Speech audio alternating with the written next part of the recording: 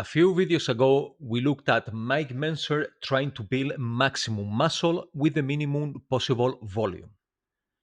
Today, we are looking at almost the complete opposite. Heavy sets, partials, contractions, posing, and 7 brutal finishing rounds. This is Hany Rambod's FST7 system. It has helped produce Olympia champions. But could a natural lifter actually recover from this? And does more volume really mean more growth? Let's find out. I'm Hany Rambod. I'm here with Jeremy Buendia, 2014 Men's Physique Olympia champion, and we're here to train chest and biceps, FST7 style. Let's go. Forward, forward, squeeze it, squeeze it, squeeze it, squeeze it. FST7 stands for fascia stretch training. The 7 is the amount of sets that you do at the end. The expansion of the fascia is what's going to help trigger the growth, so that when we go in there and we work for that ultimate pump, you're gonna end up getting really good round muscle bellies with maximum separation. This workout should last us about 45 minutes to an hour, and what we're gonna do is we're gonna focus on the heavier exercises earlier in the workout, and then we're gonna do our FST7 set towards the end. Jeremy's gonna be going through all the exercises with the proper technique, all the form, all the intensity. What I'm gonna bring is the coaching aspect of the workout, so follow us through this. Okay, that is a very big claim. Hany is saying that the pump expands the fascia and helps create more room for muscle growth. The muscle certainly becomes temporarily larger during training. But providing that this permanently expands the fascia is another matter. Still, that doesn't mean the method has no value. 7 short rest sets create more work, more local fatigue, and a massive pump. So, FST7 might work, but perhaps not entirely for the reason the name suggests. Let's see how he structures it. So what we're gonna do right now is we're gonna do 2 working sets. We're gonna do 8 to 10 reps. I might throw in some partials depending on how he's feeling and depending on how the weight feels in regards to, is it light, is it heavy? You wanna go up to 90s? Let's grab the hundreds.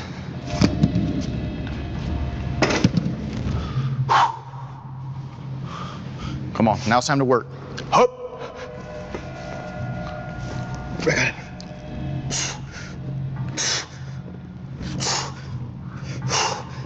6, come on. Come on. Easy, bracket. Good job. What do you want, 110s or 120s? 120s. Okay. So next set we're gonna do is we're gonna go up to 120s, 100s were easy. If he ends up really getting through the next set really easily, then what we're gonna do is we might even bump it up and do a 3rd working set.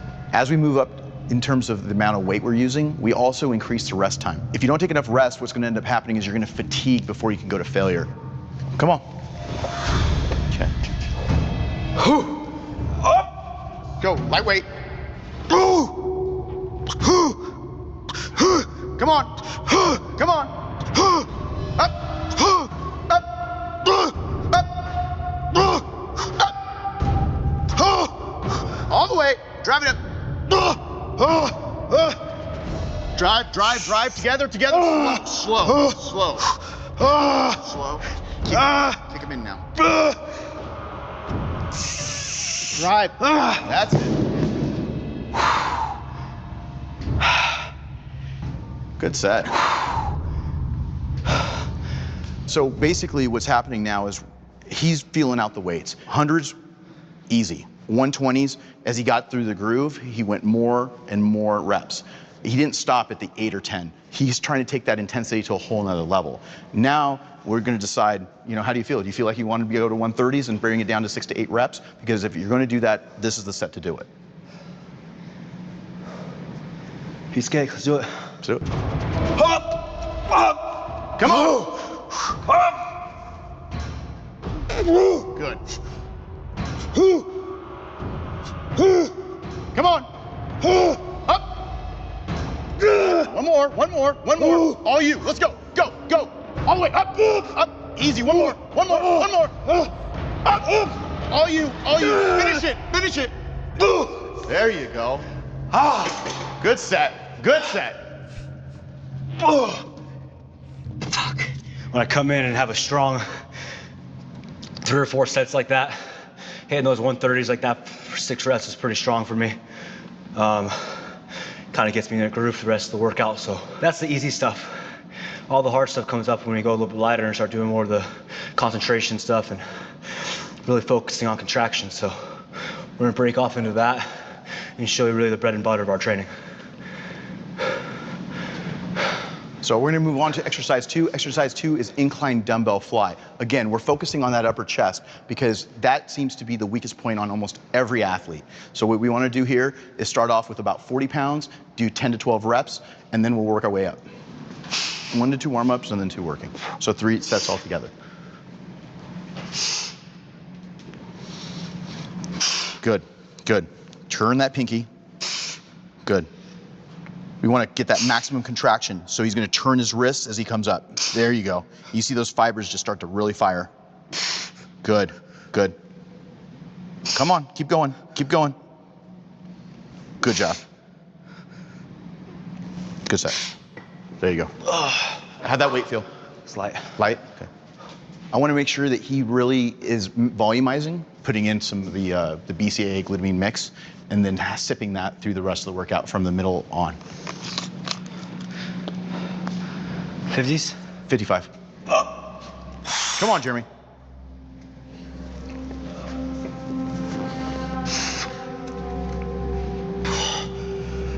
Let's go. 10. Control it, control it. 2. Good, like you're hugging a giant barrel. There you go. That's it. Turn those pinkies on the way up. Good. Keep going. Come on. 2 more. 1 more. Squeeze all the way up. Squeeze, squeeze, squeeze. Good job. Easy. Hope. This is important. FST7 is famous for pumping, but Hany begins with heavy pressing. So the foundation is still mechanical tension. The 7 sets are added afterwards. They do not replace the heavy work. And as the weight increases, he gives Jeremy more rest. That makes sense. Starting too soon may leave you exhausted before the target muscle can perform properly. Feeling tired and creating an effective stimulus are not always the same thing. This is where Hany and Mentzer are not completely opposite. Both want very hard, productive sets. Mentzer compresses the effort into very little volume. Hany spreads it across several exercises and methods. The real question is whether the extra work adds more growth or simply more fatigue. Good. Right, so what we're trying to do now is we're trying to get maximum contraction in between the sets. So what we do is we actually pose. So posing the muscle, squeezing your chest, especially doing those most muscular poses, really helps fire those extra fibers to be able to get that growth. It makes a huge difference. I guarantee you'll end up being much more sore and get much more out of your workout by being able to flex in between sets. How's that pump? Yeah, it's good. Good, good, good. All right, we're gonna do 1 more set. 60s or 65s? No, 5 pounds. So go 60. All right, let's go, Jeremy. Okay.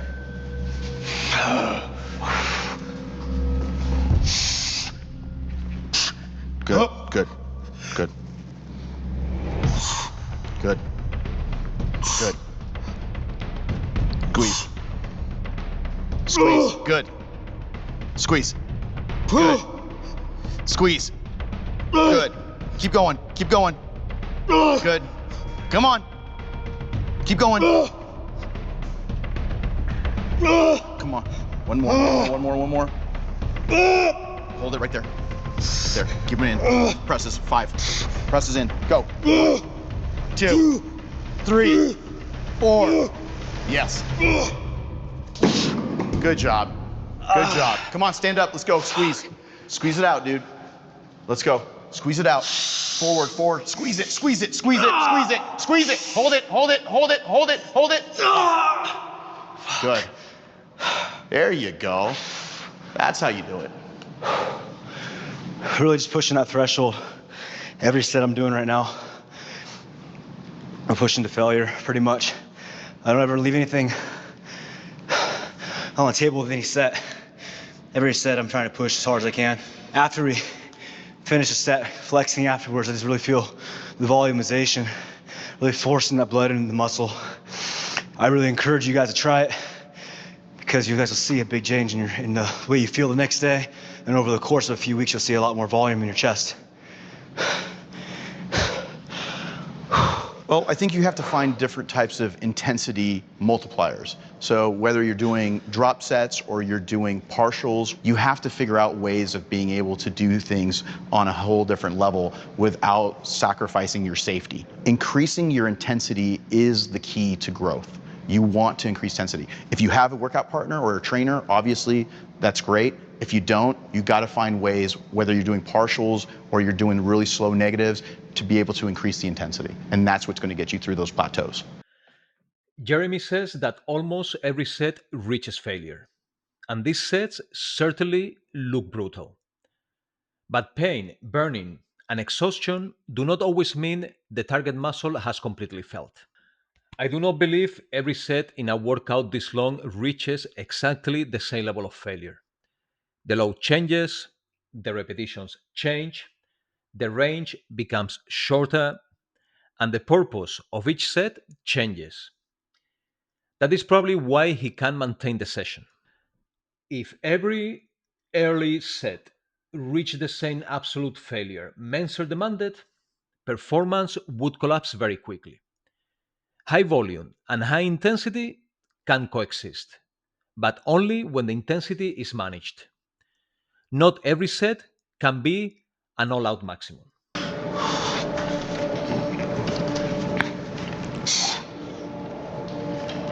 Good. Keep those hands open. Good, good, good. Good.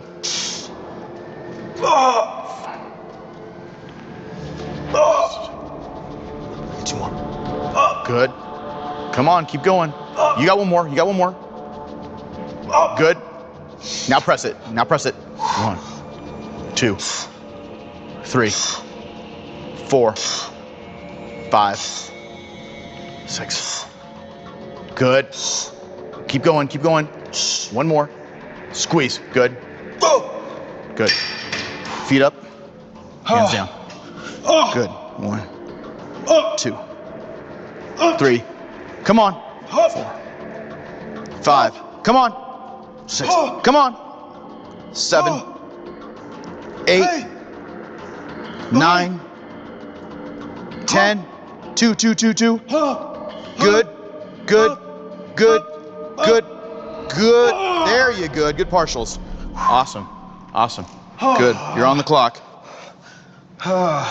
So we're doing 45 seconds rest in between sets. We're doing 7 sets of this. So basically it almost turns into a tri-set because what he's doing is a fly, 7 to 10 reps. Then he's going into a press, anywhere from 5 to 10 reps. Then he's going into a incline push-up and he's going to be doing anywhere from 5 to 10 reps. And then we're doing partials at the very end. And again, this is to be able to maximize breaking through those plateaus.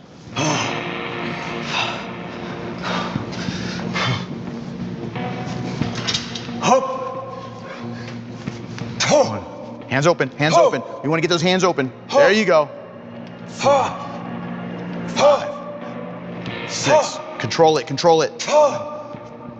8, 9. Press. Go. Press. 2, 3, 4, 5, 6, 7, 8, 9. One more. Good. Good. Let's go. Feet up. Let's go.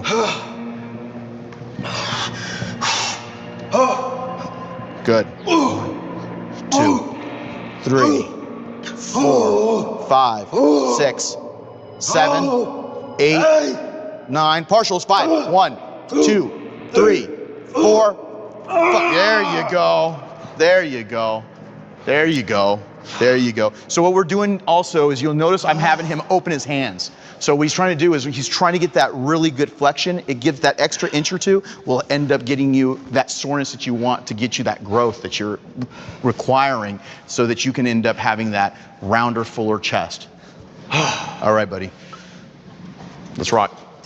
Let's rock. Let's go. Let's go. Set three. Set three. 1, 2. A little higher this time. A little higher this time. 3. Slow it down a little bit. Slow it down a little bit. Come on. Good. 3. Come on. 5. Come on. Squeeze. Keep going. 4, 3, 2. One more. One more. Good job. Let's go. Come on. Let's go.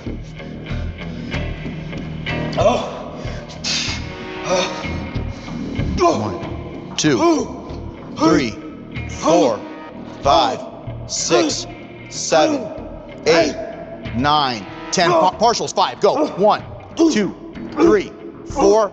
That's it. Oh, good job. Good job. All right. So people ask, why do you have your athletes wear a belt? The reason why I have them wear a belt is number one, because it really helps with keeping the stability of your core. It also helps you with breathing, with all the liquids you're taking in, with all the extra food that people take in during contest preparation and trying to grow, all those extra calories. So having that belt on and allowing you to keep that tighter waist because you're learning to breathe with shorter breaths and not breathe with your lower abdomen, but actually breathe with your upper abdomen. So therefore, I prefer athletes wearing a belt throughout the whole workout. How you feeling? That's what it's all about right here. So we're 3 sets in, we got 4 left. Yep. It don't get any easier, it just gets harder, so suck it up. That's it. Let's get after it. Come on. Come on. Let's do this. Come on. Up high. Up high. Control it. Control it. Control it. There you go. Don't use momentum. You don't want to use momentum. All the emphasis on the chest. You use momentum, the shoulders kick in. I want that chest round. Chest. Good. Open those hands. Come on. Come on. 2. One more. One more on the fly. Now go to the press. Go into the press. Higher. Higher. Higher into the press. There you go. There you go. There you go. Come on. There you go. Now you're working. Now you're working. Let's go. Come on. Good job. Let's go. Come on. Hurry up. Feet up. Come on. 1, 2, 3, 4, 5, 6, 7, 8, 9, 10. Partials. Let's go. 5. 1, 2, 3, 4. That's it. That's it. That's it. Let's go. Walk it out. Good. Good. Good. So every person has their own level of intensity that they have to work up to. So what I call this is controlled chaos. And what that does is it allows you to be able to break through plateaus, push the intensity level higher. Not every person is going to push the same way Jeremy does. What you might do is do a couple of forced reps. You might do a couple of partial reps. But what you don't want to do is go outside your means where you're going to get hurt. It's a very, very, very small likelihood that he's going to end up hurting himself with the higher intensity, because what we're doing is we're controlling the chaos by making sure that if anything happens, his just arms are going to give out on the push-ups. If he gets tired, he just puts the weights back. And this is one of the reasons why you use selectorized equipment for FST7 sets. Sit. Now this is extreme. A fly, a press, incline push-ups, and partial repetitions. Repeated for 7 rounds with only 45 seconds rest. And remember, this comes after the heavy pressing and the other chest exercises. It is incredibly impressive. But my coaching question is not whether Jeremy can finish it. It is how much of this is still productive and how much is simply adding fatigue. More work does not automatically mean more muscle. This is where I think 7 rounds are probably unnecessary for most natural lifters. Could an experienced natural athlete use a reduced version occasionally? Yes, but 3 or 4 rounds might create a very similar pump with a much lower recovery cost. I do like Hany's exercise selection here. He calls it control chaos, but he chooses movements where Jeremy can fail easily. That is good coaching.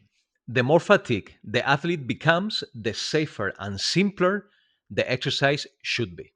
So, yes, high volume and high intensity can coexist, but something has to change as fatigue rises. The load, the range, the exercise, or the true effort level. This is not 7 maximum strength sets. It is accumulated fatigue carefully organized. If this is the first time you're using this type of FST7 training, what I recommend is doing it once every 2 weeks until you can get used to it, then move on to every week. This final recommendation tells us a lot. Hany does not tell beginners to repeat this constantly. He says to start once every 2 weeks. Even he recognizes how demanding this is. Personally, I would not give this exact workout to a natural client. I would reduce the total volume, reduce the finishing rounds, and then watch what happens to performance and recovery. Training hard is one challenge. Recovering and improving afterwards is the real test. And this is how you judge whether FST7 is working. Not by the pump, not by the soreness, not by feeling destroyed. Are you getting stronger? Are you progressing? Are you recovering? The pump is an experience. Progress is evidence. So I don't think the answer is low volume, high volume. The answer is productive volume. Enough work to stimulate growth, enough intensity to make the work meaningful, and not so much that recovery becomes impossible. Mentzer used very little volume. Hany Rambod uses much more. Both methods have produced champions. That should tell us that there is no magical number of sets. Your body responds to effort, tension, fatigue, recovery, and progression, not to the name written on the program. FST7 can work, but that does not mean everybody needs all 7 sets. So, what do you think? Would you try the complete Super 7 after this entire workout? Or is it simply too much volume for most people? Let me know in the comments. Thank you very much for watching. This is Bodybuilding Decoded. See you in the next one.